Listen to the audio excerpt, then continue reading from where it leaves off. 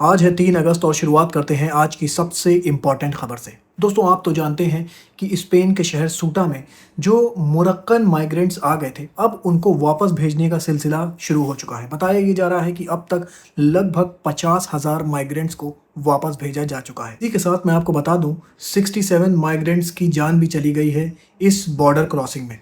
कि जिस तरह से लोग स्पेन के शहर सूटा में आए थे, तो ये एक पूरा प्री प्लान्ड इवेंट था और इसके पीछे बताया ये जा रहा है कि यूएस और इजराइल है। दोस्तों ये फुटेज दिखाई जा रही है, इसमें बताया ये जा रहा है कि ये जो लोग आए थे ये ट्रक से भर कर देखिए किस तरह उतर रहे हैं और ये स्पेन के शहर सूटा में उतर रहे हैं। और इसके पीछे बताया ये जा रहा है कि ये जो पूरी प्लानिंग थी इसके पीछे यूएस और इजराइल है। ये प्लानिंग इसलिए करी गई थी कि स्पेन के जो प्राइम मिनिस्टर हैं वो बहुत ज़्यादा फेवर में रहते हैं गाज़ा के, और कभी भी उन्होंने अमेरिका के साथ ईरान की वॉर ज्वाइन करने की बात नहीं करी। इस वजह से इनके ताल्लुकात बहुत अच्छे नहीं हैं, ना ही ट्रम्प के साथ और ना ही बेंजामिन नेतन्याहू के साथ। इसी के चलते हो सकता है कि इनके ऊपर प्रेशर बनाने के लिए ये काम करा गया हो। और दोस्तों इनके ऊपर प्रेशर बनना स्टार्ट भी हो गया है।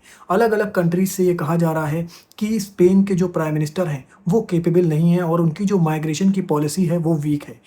इसके बाद स्पेन के प्राइम मिनिस्टर जवाब देते हुए कहते हैं कि 2021 से 2026 के बीच मैं आपको बता दूं कितने माइग्रेंट्स किस किस कंट्री में आए हैं। इटली में 4,72,600 माइग्रेंट्स आए थे। इसके बाद उन्होंने कहा कि वेस्टर्न बाल्कन्स में लगभग 3,40,000 माइग्रेंट्स आए थे। इसके बाद उन्होंने कहा ग्रीक में लगभग 2,59,000 माइग्रेंट्स आ गए थे। इसके बाद उन्होंने कहा कि स्पेन में अब तक लगभग 2,34,760 माइग्रेंट्स आए हैं। और उसके बाद उन्होंने बताया ईस्टर्न बॉर्डर पर 48,000। तो अभी भी जो स्पेन का नंबर है वो तीसरे नंबर पे है, जो हमारी माइग्रेशन पॉलिसी को कमज़ोर बताया जा रहा है। तो जो देश हमारी माइग्रेशन पॉलिसी को कमज़ोर बता रहे हैं, पहले वो खुद देखें कि उनकी माइग्रेशन पॉलिसी क्या है और उनके यहाँ कितने ज़्यादा माइग्रेंट्स आ रहे हैं। इटली ने कहा था कि स्पेन की जो पॉलिसी है वो कमज़ोर है। इटली ने शेंगेन वीज़ा भी कैंसिल कर दिया था। इसी के चलते स्पेन के प्राइम मिनिस्टर ने डेटा रिलीज़ किया है और कहा है कि स्पेन के नंबर्स अभी भी बाकी यूरोपियन कंट्रीज़ से बेहतर हैं। अब मैं ख़बर आपको ईरान की बता दूं। ईरान के पार्लियामेंट मेंबर इब्राहिम रज़ा का बयान आ गया है। उन्होंने कहा है कि अगर ईरान के ऊपर दोबारा से सिविलियन जगहों पर और इंफ्रास्ट्रक्चर को टारगेट करा जाता है तो हम पूरे रीजन को स्टोन एज में बदल देंगे।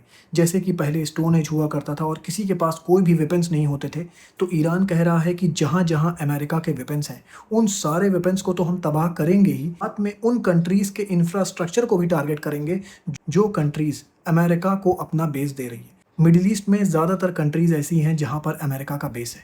तो इसीलिए ईरान कह रहा है कि हम पूरे रीजन को स्टोन एज में बदल देंगे। इससे एक बात और साबित हो रही है और वो ये कि अमेरिका जो कह रहा है कि ईरान की मिसाइल ताकतें बहुत ज़्यादा कम हो गई हैं, ईरान के पास मिसाइल्स नहीं हैं। तो ईरान के पार्लियामेंट मेंबर का ये कहना कि हम पूरे रीजन को स्टोन एज में बदल देंगे, इससे ये साफ पता चल रहा है कि ईरान के पास अभी मिसाइल ताकतें कम नहीं हुई हैं और वो लगातार अपने मिसाइल को बनाता भी जा रहा है। और ये बात ईरान के अंदर के एक ऑफिशियल्स ने बताई भी थी। ईरान लगातार मिसाइल्स बना भी रहा है और यूज़ भी कर रहा है। इसी वजह से ईरान की जो स्टोरेज है वो कम नहीं हो रही है और दूसरी तरफ अमेरिका की स्टोरेज में जो मिसाइल्स हैं उसमें लगातार कमी आती जा रही है। मैं खबर आपको गाज़ा से बता दूं। गाज़ा के ज़्यादातर हॉस्पिटल्स को तबाह कर चुका है इजराइल। वहाँ पर छोटी छोटी जो बिल्डिंग्स हैं या कैंप्स हैं, वहाँ पर हेल्प जो मेडिकल के सामान होते हैं जो दूसरी कंट्रीज से हेल्प के तौर पर आए हुए हैं वो रखे रहते हैं। लेकिन आज इजराइल ने उन जगहों को टारगेट किया जहां पर ये सारे मेडिकल्स के सामान रखे हुए थे। ये देखिए जो आप इमेज देख रहे हैं, इसमें दिखाया जा रहा है कि मेडिकल के जहां पर सामान रखे थे, जो वेयर हाउस था, उसको तबाह कर दिया आज इजराइल ने। बताया ये जा रहा है कि 2023 से लेकर अब तक लगभग 448 हेल्थ केयर साइट्स को निशाना बनाया है इजराइल ने। दोस्तों लगता है गाज़ा के लोग किसी और ही मट्टी से बने हुए हैं। उनके ऊपर इतना प्रेशर डाला जा रहा है, इतना प्रेशर इजराइल डाल रहा है। अगर तुम्हारे पास मेडिकल फैसिलिटीज़ नहीं होगी तब तुम गाज़ा छोड़ के जाओगे, लेकिन तब भी वो लोग नहीं जा रहे हैं। उनको खाने से महरूम कर दिया, उनके पास खाने का सामान नहीं है। इजराइल ने सोचा जब खाने का सामान नहीं होगा तब ये लोग गाज़ा छोड़ के चले जाएंगे, फिर भी ये लोग गाज़ा छोड़ के नहीं गए। फिर इजराइल ने हमास के ऊपर शर्त रख दी कि हमास अपना हथियार सरेंडर कर दे। हमास अपना हथियार भी अब सरेंडर कर रहा है। इसके बावजूद इसराइल के बावजूद इसराइल गाज़ा से जाने का इरादा नहीं रखता है। आज यूएन में भी ये बात हुई और कहा गया कि बहुत जल्दी सारे हथियार सरेंडर कर दिए जाएंगे। लेकिन देखने वाली बात ये होगी कि डोनाल्ड ट्रंप का जो प्लान था, जिसमें कहा गया था कि अगर हथियार सरेंडर कर देता है हमास, तो फ़ौरन इसराइल को गाज़ा से बाहर निकलना पड़ेगा। तो देखने वाली बात ये होगी, क्या पूरी तरह हथियार सरेंडर करने के बाद इजराइल गाज़ा से बाहर निकलेगा? आपका क्या सोचना है? मुझे अपनी राय कमेंट सेक्शन में ज़रूर बताइएगा। अब मैं खबर आपको अमेरिका से बता दूं। अमेरिका में भी डोनाल्ड ट्रंप के खिलाफ अब प्रोटेस्ट साफ दिखाई देने लगा है। अमेरिका के डोनाल्ड ट्रंप ने आईसीई एजेंट्स बनाए थे। अब अमेरिका की पब्लिक ये आईसीई एजेंट्स की खुलकर मुखालफत करने लगी। ये जो आप देख रहे हैं, ये आईसीई एजेंट्स के खिलाफ हो रहा है और अब बताया ये जा रहा है कि ऐसे प्रोटेस्ट अमेरिका में जगह जगह पर देखे जा रहे हैं। यूएस के रिप्रेजेंटेटिव हैं जॉन लार्सन। आज उन्होंने कहा कि हमारे जो सोल्जर्स ईरान में मारे जा रहे हैं, गैस प्राइसेस जो आसमान को छू रहे हैं, वो सिर्फ इस वजह से हुआ है कि अमेरिका ने जो वॉर स्टार्ट करा है ईरान के अंदर। हमारे जो सोल्जर्स मारे जा रहे हैं, इस वॉर की अमेरिका को कोई ज़रूरत नहीं थी जो अमेरिका ने स्टार्ट कर दिया है। तो इस वॉर को हमें बंद करना होगा। 2 बार इस वॉर को बंद करने के लिए डेमोक्रेटिक पार्टी ने वोटिंग भी किया, लेकिन उस वोटिंग में हम हार गए। इस वजह से ये वॉर नहीं रुक पाई। लेकिन अब हम लोग को बिल पास करना होगा और बिल पास करके डोनाल्ड ट्रंप को जो फंडिंग मिल रही है इस वॉर के लिए, उस फंडिंग को रोकना होगा। और जब ये फंडिंग रुकेगी तब ही ये वॉर रुक पाएगी। ये कहना है जॉन लार्सन का, जो कि यूएस रिप्रेजेंटेटिव हैं। इससे ये पता चल रहा है कि डोनाल्ड ट्रंप के ऊपर भी हर तरफ से अब प्रेशर बढ़ता जा रहा है। मैं खबर आपको रशिया और यूक्रेन की बता दूं। रशिया ने एक बड़ा हमला किया है यूक्रेन के ऊपर। बताया ये जा रहा है कि लगभग 35 बैलिस्टिक मिसाइल्स इसमें शामिल थे, इसमें ड्रोन्स भी शामिल थे, जिसमें बताया ये जा रहा है कि लगभग 9 यूक्रेनियंस के मारे जाने की खबर है और लगभग 27 यूक्रेनियंस के घायल होने की खबर है। दोस्तों, ये बड़ा हमला किया है और इसी के साथ यूक्रेन के प्रेसिडेंट ज़ेलेंस्की ने कहा है कि रशिया के इस तरह के बैलिस्टिक मिसाइल्स को रोकने की पावर अब हमारे अंदर नहीं है। उन्होंने साफ कह दिया है कि हमारे पास जो इंटरसेप्शंस के एयर डिफेंस के मिसाइल्स थे वो ख़त्म हो रहे हैं, इसलिए हम रशिया के हमलों को रोक नहीं पा रहे हैं और इसीलिए रशिया के मिसाइल्स यूक्रेन के रिहायशी इलाकों में आके गिर रहे हैं। पहले क्या होता था, ये मिसाइल्स इंटरसेप्ट कर लिए जाते थे, लेकिन अब यूक्रेन के पास मिसाइल्स की कमी हो रही है।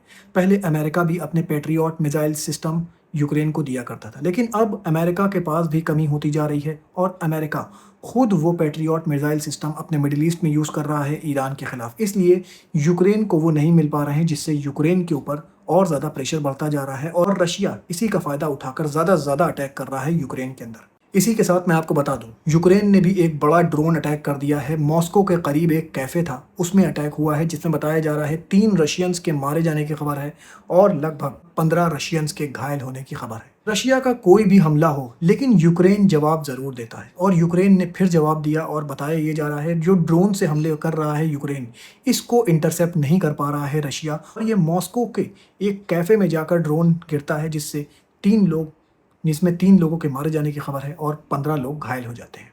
अब मैं आपको वेदर रिपोर्ट बता दूं। बताया ये जा रहा है इंडिया के स्टेट गुजरात में हैवी रेनफॉल के चलते कई जगहों पर फ्लड जैसी सिचुएशंस हो गई हैं। ये जो आप देख रहे हैं कार तैरती हुई, ये गुजरात का एक टाउन है इदार। ये वहाँ से तस्वीरें निकलकर सामने आ रही हैं। गुजरात के सूरत में भी देखिए ये नज़ारा है। कई जगहों पर बताया ये जा रहा है बाढ़ जैसे हालात हो गए हैं। इसी के साथ मैं आपको बता दूं, चाइना में भी बाढ़ जैसे हालात हो गए आज हैवी रेनफॉल के बाद। इंडिया के केरला में भी देखिए हैवी रेनफॉल के बाद बाढ़ जैसे हालात हो गए।